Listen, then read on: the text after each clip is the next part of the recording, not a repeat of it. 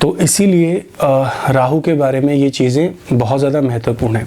अगर मान लीजिए, जैसा कि मैंने बताया कि मान लीजिए आपके जीवन साथी के 7th हाउस का लॉर्ड जो है वो शनि है, तो शनि जो है वो बहुत ही लिमिटेशंस में रहने वाला प्लैनेट है। शनि को लिमिटेशंस पसंद है। शनि जो है वो बहुत ज़्यादा घूमने फिरने में विश्वास नहीं करता। शनि जो है एक सन्यासी प्रवृत्ति का ग्रह है, बहुत शाय नेचर वाला प्लैनेट है, तो शनि को ये सब चीज़ें पसंद नहीं है। तो ऐसी स्थिति में आप किसकी गलती मानेंगे? ऐसी स्थिति में आप कैसे ये कह सकते हैं कि आपका जीवन साथी गलत है या आप खुद सही हैं? तो राहु का सीधा सा अर्थ है कि राहु अपने आप ही ये धारणा बना लेता है कि आपके जीवन साथी को आपका ख्याल नहीं है। ये राहु की खुद की धारणा होती है। इस चीज़ को आपको समझना है। अगर आप झूठ बोलने में माहिर हैं और सामने वाला अगर आपके झूठ को पकड़ रहा है, तो इसका सीधा सा अर्थ है कि वो इंसान आपके झूठ से भली भांति परिचित हो चुका है कि आपके अंदर झूठ बोलने की आदत है। तो इसमें सामने वाले की गलती नहीं है। उसने आपके अवगुण को पकड़ लिया, उसने आपके अवगुण को धारण कर लिया, या उसने आपके अवगुण को आप ही को समझाने का प्रयास कर लिया। तो बहुत सारे ऐसे क्वेश्चंस, बहुत सारे ऐसे सवाल होते हैं मेरे भाई बहनों के जो पूछते हैं। अब बहुत सारे रिलेशंस ऐसे चल रहे हैं, वैवाहिक जीवन है वो ऐसा चल रहा है। 7th हाउस में राहु, देखिए सबसे ज़्यादा प्रॉब्लम जो है वो मैंने ये देखा है कि बहुत सारे ज्योतिषी जो हैं वो बटरिंग करते हैं, ऊपर की बातों को समझाने का प्रयास करते हैं, बताने का प्रयास करते हैं, लेकिन उसकी तह तक जाकर उस ग्रह के बारे में समझाने का प्रयास आपको नहीं करते, तो आपको सच्चाई समझ नहीं आती। सबसे ज़्यादा जो खराब स्थिति में राहु की देखता हूँ वो 7th और 8th भाव। 8th भाव का राहु 7th के राहु से भी ज़्यादा खतरनाक होता है। अगर आपका राहु 8th भाव में है तो आपको और अपने ऊपर काम करने की ज़रूरत है, क्योंकि 8th भाव का राहु जो है वो तंत्र मंत्र विद्याओं में भी लेकर जाता है। ऐसा मैंने देखा है। अगर किसी स्त्री की पत्रिका है उसके 8th भाव में राहु है, अगर किसी पुरुष की पत्रिका है उसके 8th भाव में राहु है, तो ये क्या होगा? तो ये तंत्र विद्या में, तंत्र मंत्र विद्या में, साधना में, sadhana is a very positive word, but तंत्र मंत्र विद्या जो है, अगर ये आप किसी की भलाई के लिए कर रहे हो तो बहुत अच्छी बात है, लेकिन अगर आप किसी को टॉर्चर करने के लिए, किसी को परेशान करने के लिए, किसी को हानि पहुंचाने के लिए कर रहे हो, तो राहु वहाँ पर जो है वो बहुत खतरनाक स्थिति पैदा वहाँ पर हो सकती है। क्योंकि 8th भाव का राहु भी आपके वैवाहिक जीवन को ख़राब करता है, उसको तंग करता है, परेशान करता है, तो ये दिक्कत होगी। तो 7th हाउस का राहु का एक सीधा सा उदाहरण ये है कि अगर आप 7th हाउस के राहु वाले व्यक्ति की, चाहे वो स्त्री है चाहे वो पुरुष है, अगर आप उसकी गलतियों को पकड़ लेते हैं, अगर आप उसके झूठ को पकड़ लेते हैं, अगर आप उनके गलत कामों को पकड़ लेते हैं, जिन कामों में वो लिप्त होते हैं, तो वो सारा का सारा जो अपराध का जो बोध है वो सब आप ही के ऊपर रख देते हैं। यानी कि वो जितनी भी उनके गलत काम है वो उसका जिम्मेदार वो आपको ठहरा देते हैं कि आपकी वजह से मैंने ऐसा किया। ये राहु का सबसे बड़ा और सबसे शातिर पैतरा है। राहु का मतलब होता है कि वो जो भी करता है, अगर उसमें वो फंस जाता है तो वो वही काम उस सामने वाले व्यक्ति के ऊपर डाल देता है कि ये आपने ऐसा मुझसे ज़बरदस्ती करवाया, या आपने मुझसे ऐसा करने को कहा तो मैंने किया, या आपने मेरी बात नहीं समझी ना नहीं मानी तो मैंने ऐसा करना अच्छा समझा। तो ये सबसे खतरनाक स्थिति है। मतलब आपको 7th हाउस के राहु वाले व्यक्ति के बारे में कुछ नहीं पता, आप नहीं जानते वो व्यक्ति कहाँ जाता है, किससे मिलता है, क्या करता है, आपको कुछ नहीं पता। लेकिन अचानक से जब चीज़ें आपको पता चलती हैं तो चीज़ें इतनी ज़्यादा ख़राब हो चुकी होती हैं कि वो आपके कंट्रोल में नहीं होती। और जब आप उस व्यक्ति को ऐसा कहने का प्रयास करते हैं तो ऐसे लोग सारी की सारी बातों को, अपने सारे गलत कामों को जिनमें वो संलग्न होते हैं, लिप्त होते हैं, वो सारे अपराध आपके ऊपर रख देते हैं। ये मैंने देखा है। अगर 7th हाउस में राहु है और कोई मान लीजिए उनका जीवन साथी भी है, और यहाँ पर अगर वो अपने जीवन साथी की कुछ कमियों को देख रहा है, उन चीज़ों को देख रहा है, तो वो समाज को ही गलत ठहराना सिद्ध कर देता है। वो अपने जीवन साथी के ऊपर काम नहीं करता, उसे समझाने का प्रयास नहीं करता, बल्कि वो समाज को ही उसके लिए जिम्मेदार ठहराना शुरू कर देता है। ये राहु की सबसे खतरनाक स्थिति है। 7th हाउस के राहु की।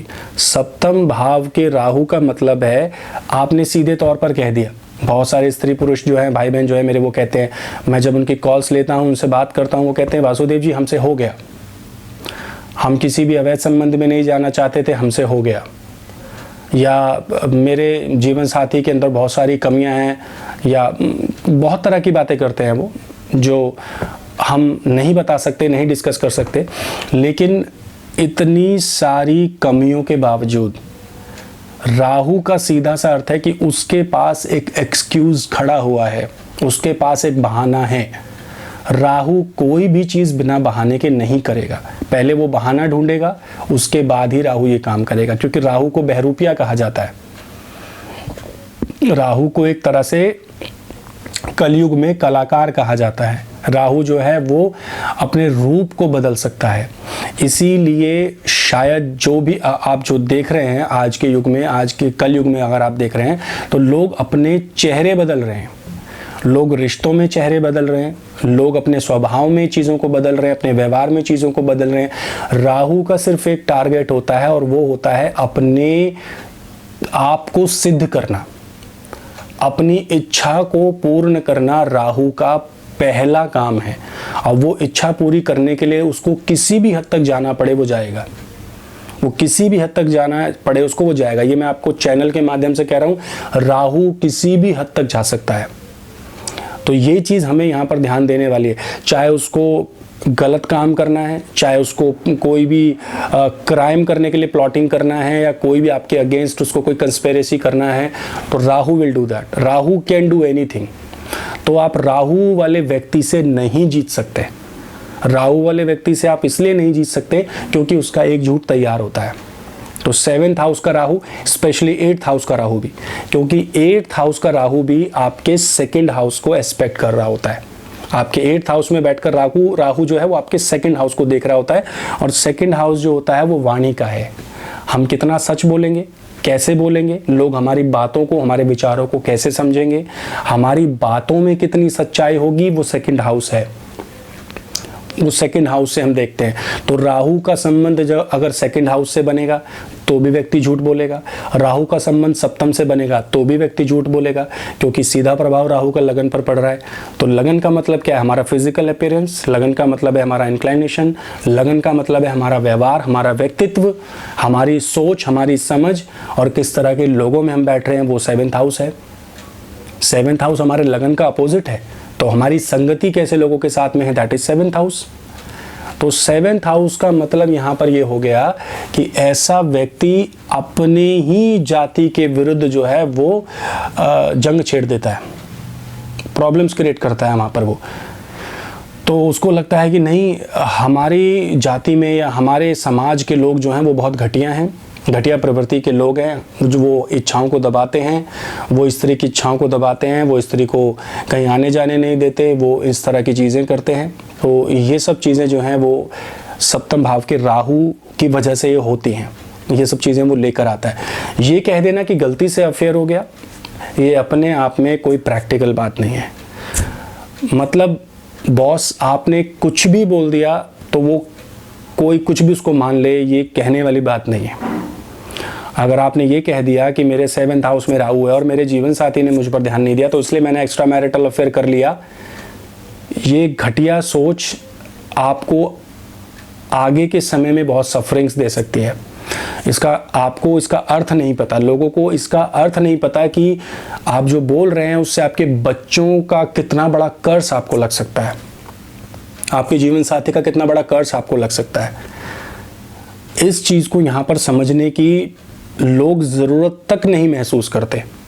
अगर आप ये चीज़ कर रहे हैं तो इसके लिए बहुत गट्स चाहिए बॉस, बहुत गट्स चाहिए। अगर आप ये चीज़ कर रहे हैं तो इस चीज़ को कराने में राहु आपको पूरा योगदान करेगा। 7th हाउस में राहु है। 7th हाउस का Rahu is all about physical beauty.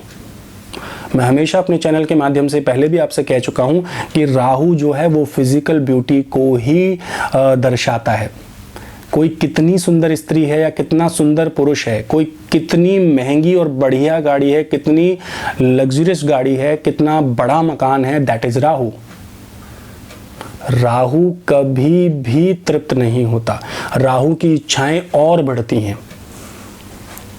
आपने एक सुंदर स्त्री को देखा या पुरुष को देखा, आपको और सुंदर चाहिए उससे। 7th हाउस के राहु का मतलब है हमेशा बेहतर की तलाश, हमेशा बेहतर की तलाश।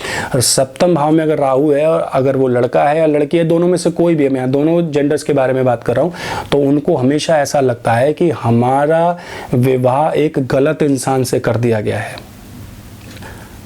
मैं ऐसे जीवन साथी को मैं डिज़र्व नहीं करता या नहीं करती, मुझे इससे बेहतर मिलता है।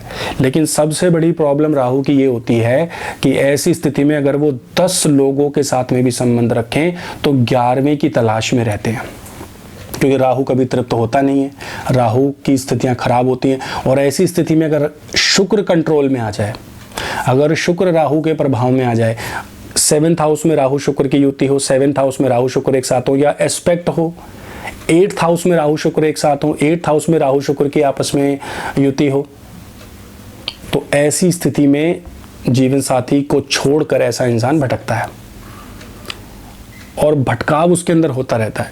वो अपने रिश्ते पर काम ही नहीं करना चाहता, बस उसके दिमाग में एक चीज़ होती है, मेरी इच्छाओं को दबाया जा रहा है, मेरी इच्छाओं का दमन किया जा रहा है। 7th हाउस में अगर आपका राहु है, स्त्री है या पुरुष है, क्या दे सकते हो आप मुझे? मैं आपके साथ रिश्ते में क्यों आऊँ? आपके साथ रिश्ते में आने का मेरा खुद का बेनिफिट क्या है? That is Rahu. Because Rahu एक पार्टनरशिप पर काम करता है। राहु को रिश्तों से कोई लेना देना नहीं है, राहु को रिश्तों से कुछ लेना देना नहीं है। राहु सिर्फ पार्टनरशिप पर काम करता है।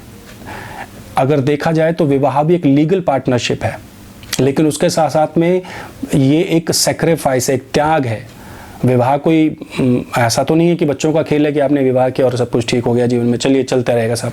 विवाह एक दूसरे के प्रति समर्पण है, ये पूरे जीवन का आपका संयोग बनता है। लेकिन 7th हाउस में राहु है तो आपका रिलेशन सिर्फ पार्टनरशिप पर काम करेगा।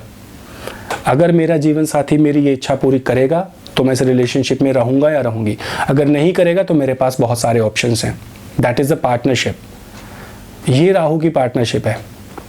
चुटकियों में राहु कुछ भी क्रिएट कर सकता है आपके दिमाग में। 7th हाउस में आपका राहु है, आप किसी भी व्यक्ति को बरगला सकते हैं। 7th हाउस में आपका राहु, आप किसी भी व्यक्ति को इन्फ्लुएंस कर सकते हैं, उसको टॉर्चर कर सकते हैं, उससे हर चीज़ झपट सकते हैं और सारा दोष बाद में उसी के ऊपर रख देंगे आप कि मैंने तो ऐसा नहीं किया, आपने ऐसा किया। क्योंकि राहु क्या है? राहु के पास झूठ है।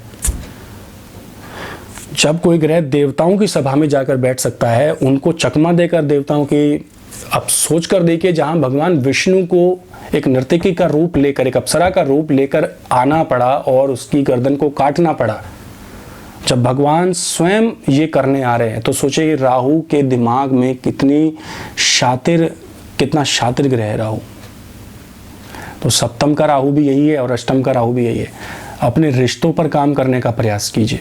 इसका सबसे बढ़िया उपाय है कि अपने रिश्तों पर काम करना शुरू कीजिए, क्योंकि जिन भी लोगों के साथ आप संबंध बना रहे हैं वहाँ से आपको मिलना कुछ नहीं है। क्योंकि सामने वाला व्यक्ति भी जानता है कि आप सिर्फ उसके साथ में एक पार्टनरशिप कर रहे हैं, आप एक पार्टनरशिप कर रहे हैं उस इंसान के साथ में।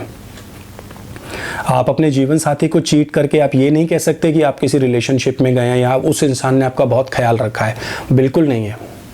आप उस इंसान के पास अपनी इच्छाओं को पूरा करने के लिए गए हैं और आपकी इच्छा पूरी होते ही वो रिलेशनशिप भी आपके लिए बद से बदतर हो जाएगा। उस इंसान के अंदर में भी आपको वही गुण दिखाई देने लगेंगे या वही अवगुण दिखाई देने लगेंगे जो आपको अपने जीवन साथी में दिखाई देते हैं। 7th हाउस में राहु है, बहुत ज़्यादा क्रिटिसाइज करना, दूसरों की हमेशा कमी निकालना, दूसरों में हमेशा कमियां निकालना, ये 7th हाउस के राहु का सबसे बड़ा गुण है। क्योंकि 7th हाउस से राहु आपके 11th हाउस को देखते हैं, आपके 3rd हाउस को देखते हैं और आपके लगन को देखते हैं। 3rd हाउस आपका हॉबी है, आपका इंटरेस्ट है, 11th हाउस आपका लाभ है और लगन आपका शरीर है। तो हमेशा दूसरों को क्रिटिसाइज करना, क्योंकि आपके लगन का अपोजिट पार्टी है 7th हाउस, तो हमेशा दूसरों की बुराइयां करना, हमेशा दूसरों में कमियां निकालना, हमेशा दूसरों को इसी तरह से आंकना जैसे आप खुद हैं। अब सीधी सी बात यहाँ पर यह है कि अगर कोई व्यक्ति चोर है, अगर उसका काम चोरी करना है, तो वो हर उस व्यक्ति में चोर ही देखेगा। वो ये बोलेगा कि हर इंसान चोरी कर रहा है। अगर कोई व्यक्ति शराब पी रहा है तो वो यही बोलेगा कि सारी दुनिया शराब पी रही है। अगर कोई नशे का आदी है तो सारा वो यही बोलेगा कि समाज तो नशा करता ही है, अगर मैं ही कर रहा हूँ तो उसमें कौन सी बड़ी बात है, उसमें कोई बहुत बड़ी बात तो नहीं है, कोई बुराई तो नहीं है अगर मैं नशा करता हूँ तो इसमें कौन सी प्रॉब्लम है। तो अपनी इच्छाओं को बढ़ाने के लिए, अपनी इच्छाओं को तृप्त करने के लिए आप समाज पर किसी तरह का जो है किसी भी तरह का इल्ज़ाम आप नहीं रख सकते। आपको अपने भीतर काम करने की ज़रूरत है। भले ही आपके जीवन साथी की पत्रिका में सप्तम में शनि हो, सप्तम भाव में कोई भी ग्रह बैठा हो, आपको अपने ऊपर काम करने की ज़रूरत है बॉस। अगर आप अपने ऊपर काम नहीं करेंगे तो राहु आपको ऐसे ही प्रताड़ित करेगा। और सीधी सी बात है, ये मैसेज मैं, ये संदेश उन लोगों के लिए देना चाहता हूँ जो बड़ी आसानी से कहते हैं कि अरे अफेयर हो गया तो कौन सी बड़ी बात है, एक्स्ट्रा मैरिटल अफेयर हो गया तो कौन सी बड़ी बात है। बड़ी बात है, ये बहुत बड़ी बात है। आप किसी रिश्ते में, आप अपने वैवाहिक जीवन में रहते हुए अपने जीवन साथी को चीट नहीं कर सकते, क्योंकि उसका अपराध आपको आगे मिलेगा। भले ही आपको कानून में इसकी सज़ा ना मिले, लेकिन आपको इसकी सज़ा ईश्वर के द्वारा ज़रूर मिलेगी। ईश्वर के द्वारा आपको इसकी सज़ा ज़रूर मिलेगी, चाहे वो आपको टॉर्चर के रूप से मिले, किसी बीमारी के रूप में मिले, या चाहे वो आपको किसी भी तरह से मिले, लेकिन मिलनी ज़रूर है। उससे आप बच नहीं सकते, क्योंकि जो कर्म का फल है वो आपको ज़रूर मिलना है। तो सिर्फ ये कह देना कि हमें जीवन साथी से कुछ नहीं मिल रहा है इसलिए हमने एक्स्ट्रा मैरिटल अफेयर कर लिया, ऐसा होता नहीं है। आपको उस रिलेशनशिप को सुधारने की ज़रूरत है, एक दूसरे के साथ बैठकर बात करने की ज़रूरत है। मैं हमेशा लोगों से ये कहता हूँ, उनको समझाने का प्रयास करता हूँ कि आप एक डायरी लीजिए, उसमें लिखिए अपने पॉइंट्स कि आपको अपने रिश्ते में कौन कौन सी चीज़ों को सुधारने की ज़रूरत है। अगर आपके जीवन साथी के भीतर कुछ कमियां आपको दिखाई देती हैं तो अपने जीवन साथी को उसको समझाने, काउंसलिंग करने की कोशिश कीजिए। That is the best part of Rahu. Rahu किसी को भी कन्विंस कर सकता है, किसी को भी इन्फ्लुएंस कर सकता है। ये राहु का पॉजिटिव पॉइंट है, और जितनी पावर राहु के पास होती है वो पावर और किसी ग्रह के पास है ही नहीं। किसी को कन्विंस करना है, राहु को सिर्फ मरकरी और जुपिटर कंट्रोल कर सकते हैं। ये दो ऐसे ग्रह हैं जो राहु को कंट्रोल कर सकते हैं, क्योंकि राहु को सिर्फ और सिर्फ बुद्धि से कंट्रोल किया जा सकता है, जो मरकरी के पास है, जो बुध के पास है, और जुपिटर के पास ज्ञान है। तो आपकी इंटेलिजेंस और आपका ज्ञान, ये दोनों चीज़ें राहु को कंट्रोल कर सकती हैं। आपको अपनी इच्छाओं पर काम करना है कि कब तक हम इन इच्छाओं को तृप्त करने में लगे रहेंगे, कब तक हमारी इच्छाएं हमारे पीछे भागती रहेंगी, कब तक ये इच्छाएं हमारा साथ नहीं छोड़ेंगी। इन चीज़ों पर ध्यान देना है। तो परफेक्ट तो कोई है ही नहीं, वहाँ पर। 7th हाउस में राहु है, आपकी संगति खराब है बॉस। आपकी संगति में बहुत इतना प्रॉब्लम हो गया है वहाँ पर कि आपकी संगति गलत लोगों के साथ में है। अब आप गलत संगति के लोगों के साथ रहेंगे तो आप अपने आप को अच्छा कैसे कह सकते हैं। गलत करने वाले का साथ देने वाला, दोनों ही गलत हैं। उन चीज़ों को आपको समझना है। हो सकता है भले ही आपका जीवन साथी आपकी इन चालाकियों को आज ना पहचान रहा हो, लेकिन एक ना एक दिन तो उसको आपकी चालाकियां पता चलेंगी, और वही आपके वैवाहिक जीवन को खराब करने का सबसे बड़ा कारण है। लोग करते हैं इस तरह के सवाल, आते हैं मेरे पास इस तरह के प्रश्न सवाल करते हैं कि सर 7th हाउस में राहु है, कुछ ऐसा बता दीजिए कि मेरी प्रेमिका मेरे पास आ जाए या प्रेमी पास आ जाए। Boss please don't do this. ये चीज़ें खतरनाक हैं। यूट्यूब पर मसाला देख कर, यूट्यूब पर चिकनी चुपड़ी बातें देख कर आप लोगों का दिमाग खराब हो चुका है। आप कभी भी सही के पक्ष में नहीं रहते। आपको लगता है कि कोई ज्योतिषी आपको सब कुछ पका के दे दे और आपको चुटकियों में सारी चीज़ें खिला दे और आप बस महान बन जाएं। ये महान बनने का जो काम है, ये राहु की महादशा या राहु के साथ तो नहीं होता। राहु तो प्रताड़ित करेगा और ख़तरनाक तरीके से करेगा। इसलिए अपने जीवन साथी के प्रति ईमानदार रहिए, सचेत रहिए, वरना बीमारी, कर्जे, इन सब चीज़ों से कभी मुक्त नहीं हो पाएंगे। अगर और कोई सवाल है मेल कीजिए, व्हाट्सएप कीजिए। अगर आप कोई सवाल जानना चाहते हैं, कोई भी प्रश्न आपका है तो मुझे ज़रूर लिखिए। मैं यूट्यूब के माध्यम से आपको वो समझाने का प्रयास करूँगा। हरे कृष्णा।